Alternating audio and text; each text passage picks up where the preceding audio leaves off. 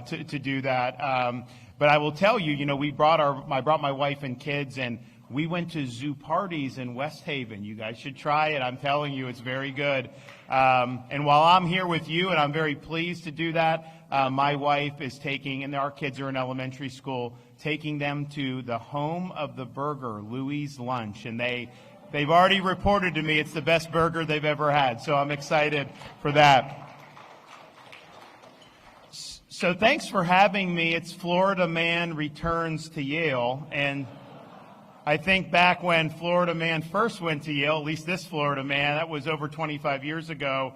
And I didn't know, honestly, I didn't even know colleges were liberal. I was up here. I was not necessarily involved in politics. I was a baseball player. I show up on Yale's campus the first day wearing jean shorts, which was what we did in the Tampa Bay, flip-flops, cut-off T-shirt, and I thought that was normal. Well, it was where I came from, not so much up here. We had kids from Andover and Exeter, all these other places, a little bit different. So it was definitely kind of a culture shock. But then I was getting involved in actually going to class, trying to learn things, just interacting with some of the students. And the orthodoxy and the ethos struck me, because the motto that I would see everywhere was for God, for country, and for Yale, which honestly, I love that, right? But then I'd be in the class, or I'd see some of the nonsense that happened on campus. They were certainly not for God, I can tell you that. They hated America. It was supposedly America was the root of all ills. And then the campus orthodoxy was such that I don't think it was living up to really the mission of preparing people to be strong leaders for American society going forward and all folks of that. So parents will say, oh my gosh, look at all the craziness that's going on. And I don't think it was crazier in my time than it is now. Absolutely not. But, parents are worried about, hey, I send the kid away for 4 years and the college is going to undo all 4. Well, I think I just rejected everything that I learned here in terms of the political orthodoxy. And I can tell you, I am definitely one of the few people, unquestionably, that can say I went through both Harvard and Yale and came out more conservative than when I went in. That's not easy to do.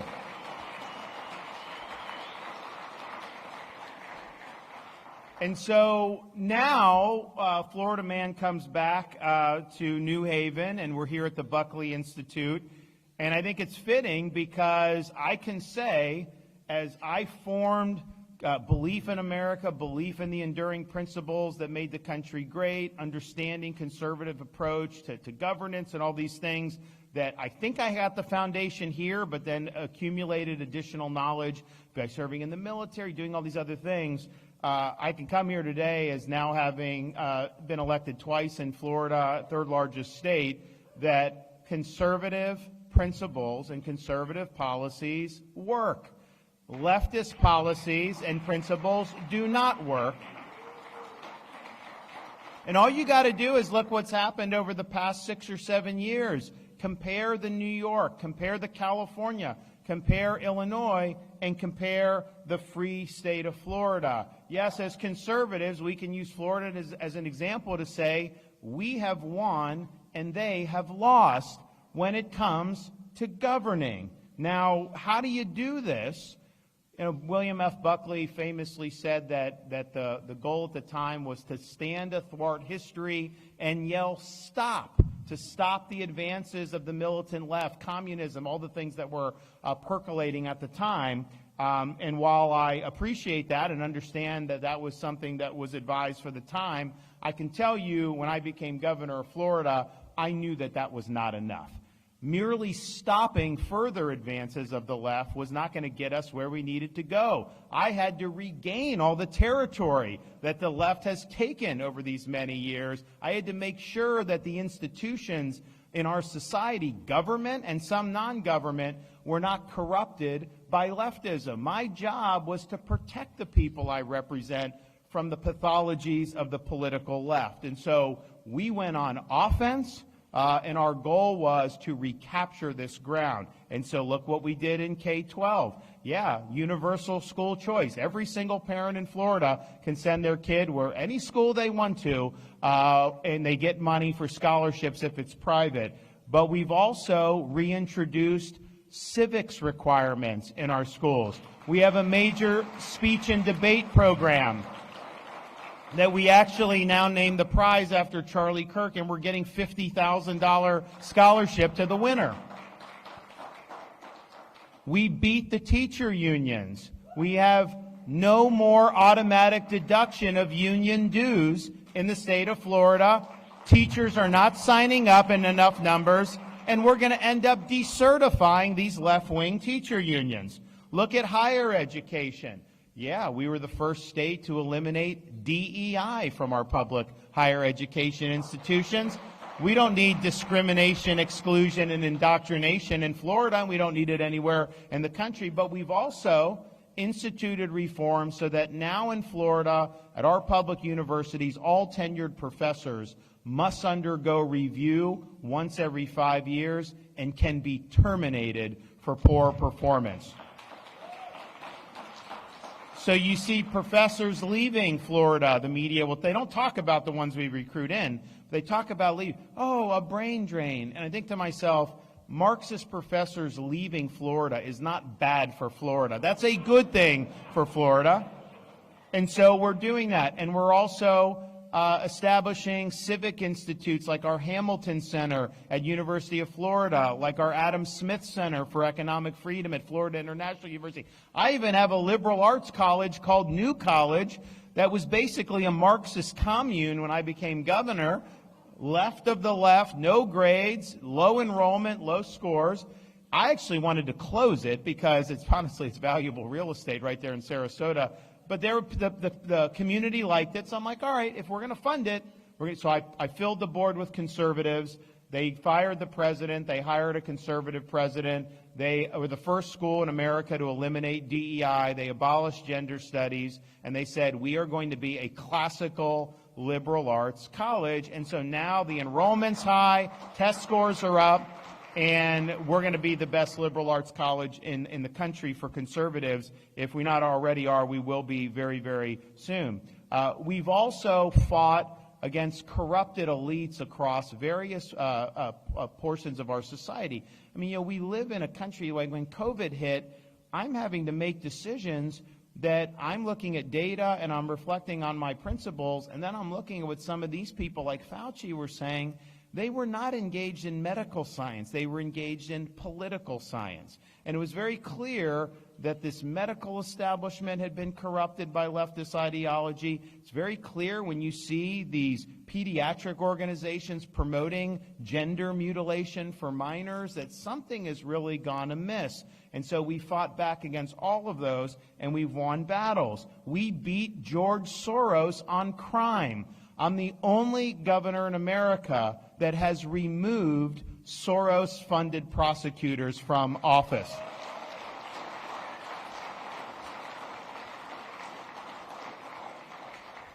We've stood up to corporate America, including a pretty large company that some of you may have heard of in Central Florida, because they are not going to simply be allowed in Florida without a fight to impose a leftist agenda on our state. It used to be businesses would focus on returning value to their shareholders. Well, if you're going to engage in leftist activism, we're going to fight back. So we kneecapped ESG in the state of Florida. We beat Disney in that whole skirmish. And now, you know what? These businesses don't want to mess with the left. They used to be scared of the left. Now, because we stood up, they know, well, you know what? I may get some blowback the other way if we do that. And so I think that's much better for everyone involved. The trial lawyers, we did huge tort reform on the trial lawyers. They fund this money to Democrats. That money is no longer there. So what we've done is not just win superficial victories. We cut a tax, we did that, which is fine. But if all you're doing is superficial victories, you can win a string of battles, but you will lose the war. We have defanged the left in the state of Florida. They have less access to power in the state of Florida than they have ever had in the modern history of the state of Florida because we led. And look, It's not all just about underlying ideology. It's not all just about power politics. The average person isn't necessarily thinking in those terms. They're not reading William F. Buckley. They're not doing this. They want to know, how does this affect their lives? What are the results? And the results that we've been able to do are second to none. Just look at Florida's budget and debt and tax situation. So our state now has millions of more residents than New York State does. And yet, New York State's budget is more than twice the size of the budget of the state of Florida. Their roads aren't better than ours. Their education's not better than ours. Their services aren't better than ours. I certainly wouldn't want to go to the DMV, in New York, especially when Mandami gets in. It's interesting. New York City has 8 million people. And this is even before Mandami takes over the grocery stores. Their budget's bigger than Florida's budget with 23.5 million people. And so we're able to do that at half the cost, and yet major initiatives for infrastructure acceleration, environmental restoration, education, you name it, we've done it. Debt. Take all the debt that Florida's had for 180 years. Just since I've been governor, we've retired half of it on my watch. And we now have the lowest per capita debt of any place in the United States, AAA credit rating, all that. Of course, that's what we have. Taxes, no income tax in the state of Florida, and the second lowest state tax burden in the country. And although property taxes are local, we're working on placing an initiative on the ballot so that Florida residents can take their primary residence, that's homestead, and exempt that from property tax. These local governments have expanded their budgets by 50% in some cases over the last 5 years. You could take every Florida resident's homesteaded homes off the tax rolls, and all the local governments would have to do is go back to 2020 budget levels, and they could do it. So when people say it can't be done, it can. We are going to work on that. That's going to be huge relief for people. We're ranked the #1 economy in all 50 states 3 years in a row by both CNBC and by U.S. News and World Report, neither of whom want to rank Florida 1 if they can help it. I can tell you that. And since I've been governor, we've had more adjusted gross income move in to the state of Florida than has ever moved in to another American state over a similar period of time in the entire history of the United States of America. Education, as I mentioned, universal school choice, 500,000 students on scholarship, 400,000 in charter schools, public schools, which if you just took our charter population, that's more students than a lot of states' entire K-12 population. But if that were its separate state, charter population only would rank top 5 for student performance in the United States. Higher education, we've been ranked #1 now public for 10 years, partially because since I've been governor, we have not allowed 1 penny of in-state tuition increase, $6,300 to go to our state universities. That is by far the lowest in the country. Look at crime, 50-year low in the crime rate. You didn't see me out there marching when they were talking about defunding the police. You didn't see us, our cities go ablaze when the BLM riots were occurring during the Summer of Love in 2020. And in fact, not only do we stand by law enforcement when people flee places like New York or Philly or Chicago or Seattle and get a job in Florida law enforcement, we start them off with a $5,000 signing bonus. So on all these things, these are big, tangible results that show that we matter and that our policies are working. Now, part of the way we were able to get this done is my philosophy is very simple. I was elected to lead. I was not elected to follow. And I had a very, Florida was very tight politically for many decades. I won election by less than 1% of the vote. And a lot of people told me, it's a very delicate political balance here. You got to watch, don't get too out there. You got to kind of bide your time, keep your head down, don't rock the boat. I understood that. In some respects, that was the safer advice, but I rejected the advice.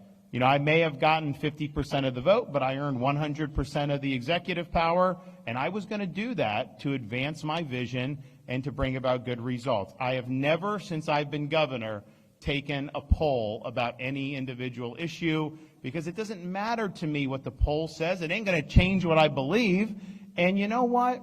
even if people aren't for you at the time, if you set out a vision, if you execute that vision, if you deliver results, they will move in your favor when that happens. And the great example of that was during COVID.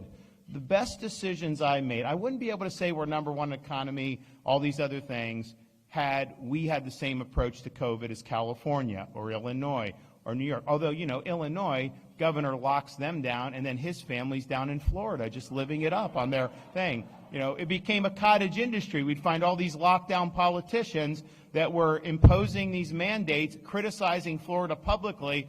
Then you'd see them at the Fort Lauderdale Yacht Club, Mayor of Philly, AOC, you know, you name it, you'd see them there. And so it became a total joke. But the things we were doing in those first 8 to 12 weeks of COVID, making sure schools had to be open for every parent, you know, making sure businesses could operate, making sure we could do all these things, all of that was very unpopular. And not just because the media was attacking me, Democrats, most Republicans, you know, were saying you can't dissent from Fauci. You got to listen to Fauci. That's what was happening at the time. And a lot of people told me, you know, you were killing yourself politically, because I think I was. Like, look, I don't poll, but like, you know, people would say he was like one of the most popular governors. Now everyone's attacking him. They're like, oh, he's losing support, all this stuff. And, you know, as a leader, there's only certain times where it really matters. And COVID was one where it really mattered. Is someone going to fight for you? Is someone going to stand up for you when the chips are down? Or are you just going to try to protect your political hide? I did not get elected to put my personal interests above the interests of the people that I serve. I cared more about preserving their jobs than I did about preserving my own. And so I said, let the chips fall where they may. And then now, you can't find someone in Florida that disagrees with what we did during COVID. They all claim they wanted the schools and the businesses and all that. Like, no one will say the otherwise. Wasn't popular at the time, but that's what you have to do. And so we brought people to our side. The other thing is Florida's had this huge political transformation. We were a one-point state for 25 years. If you go back the decade I got elected, 2010 governor, 1-point margin. 2012 presidential, 1-point margin. 2014 governor, 1-point margin. 2016 presidential, 1-point margin. 2018 governor, me, less than 1-point margin. So that's the Florida that we had. And when I walked into the governor's office, we had 300,000 more registered Democrats in the state than Republicans. Today, we have 1.4 million more Republicans than Democrats in Florida. So you have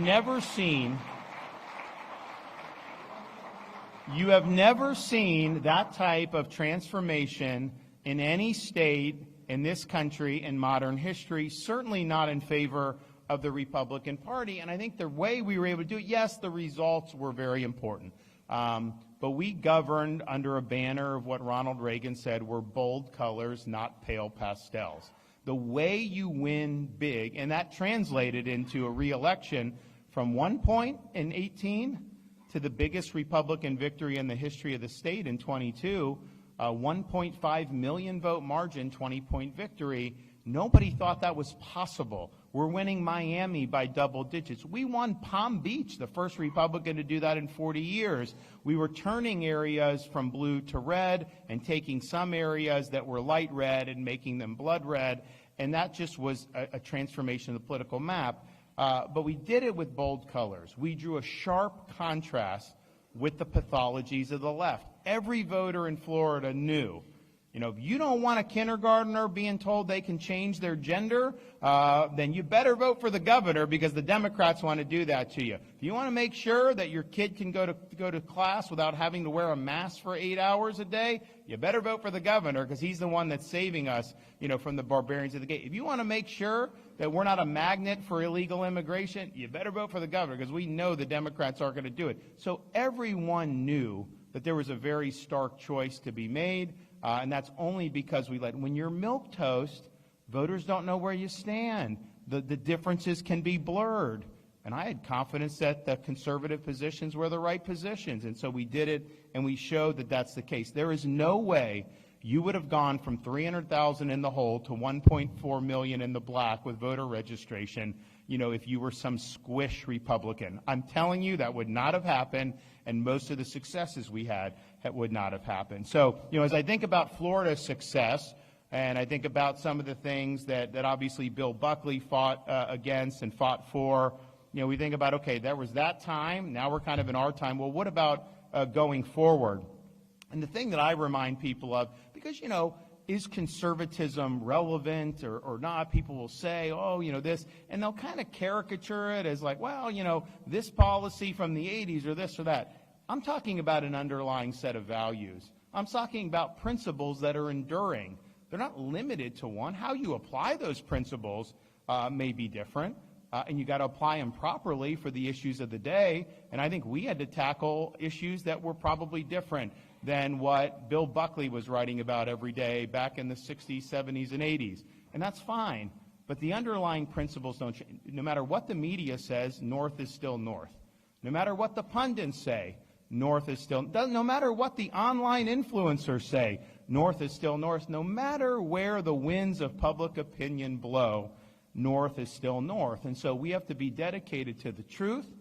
We have to understand that our founding fathers got it right when they set out to create a constitution, understanding that there were defects in human nature, understanding you had to limit power, understanding you needed checks and balances. And I think one of the things we see that's developed, you know, there's a saying, you know, all great causes begin as a movement, transform into a business, and degenerate into a racket. And I think whatever is on the right now, you know, we are very much in a racket stage. I mean, you have people that can monetize outrage online. Some of these people that are always out there, they're getting paid for certain positions. There's a whole cottage industry of how this is going. You know, that's obviously not staying on true north. So you got to navigate that. You got to know that that's a problem. But the values cannot change. They don't change. These are things that are enduring. National security and foreign policy. You know, I can tell you as somebody who served in the Iraq conflict back in, almost 20 years ago, you know, there are things that the country has done that have been some missteps when it comes to foreign policy. But we need to have a foreign policy. We need to have peace through strength. We need to deter bad actors. And so while I can say we shouldn't be nation building, we shouldn't be social engineering in these foreign lands, and obviously there have been interventions like the Obama-Hillary intervention in Libya, which was a total catastrophe, and some others that have happened. But you also say, you know, when President Trump took action against the Iranian nuclear facilities, that was the right thing to do to defend America. That had beneficial effects with other hostile nations seeing that the president was willing to show strength and pull the trigger when the time was right. So we have to have a foreign policy. I think Bill Buckley was skeptical of some of the hyper-adventurism, some of the nation building, some of the social engineering, and I think we should be. But I don't think we can say, because we steer clear of those excesses, that we're not going to be committed to being strong and deterring the very real threats that are out there. Immigration is another interesting thing. You know, obviously, the Biden opened the border was a disaster. The border's largely been closed, which I think is good. You got a lot of people here that you got to deal with, which I know we're helping to do that. And, you know, it's like when Biden was president, he wouldn't deport anybody. So we helped doing whatever we can. We sent people to the border. We even flew some to Martha's Vineyard, beautiful place. They didn't really want them. That whole episode showed me because they called out the National Guard and they deported them off the vineyard the next day. And this was just 50 of them. And, you know, these border towns were getting overrun. We had places in Florida getting overrun. So you had 50. And it's like, man, Martha's Vineyard, it's a Tom Homan deportation policy cloaked under a veneer of virtue signaling and social justice rhetoric, because they were happy to wave their finger at other people and tell them the minute they had to deal with it, they did not want to do with it. So we did a lot, and now you're in a situation where we're helping the Trump administration with removal operations. But, you know, you have some strain on the right that says, oh, no, you know, illegal immigration is bad. Illegal immigration, no matter what, is good. And wait a minute. Now, I'm not saying any of it's that it's all bad or what, but is bringing 10 million people from like Somalia and dumping them into Georgia, is that good because it's legal? I think you have to think critically about what are we doing with an immigration policy, and is it benefiting the American people? Is it helping to promote a strong American culture? We should never bring people into this country who hate America. And when I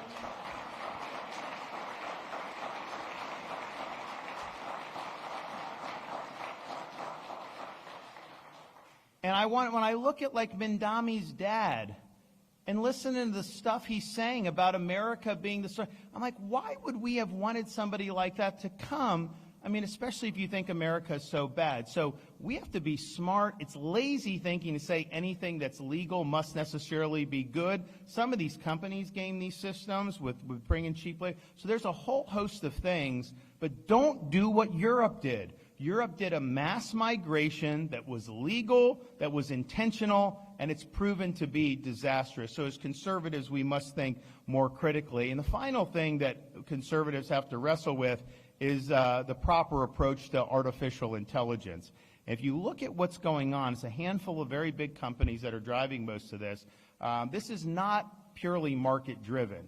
You know, they are seeking subsidy, they are seeking guarantee. They even tried to get through Congress a 10-year moratorium that would strip the rights of Florida and all other states from doing anything related to AI. And I think it's because they want to drop data centers wherever they want. They want to be able to go.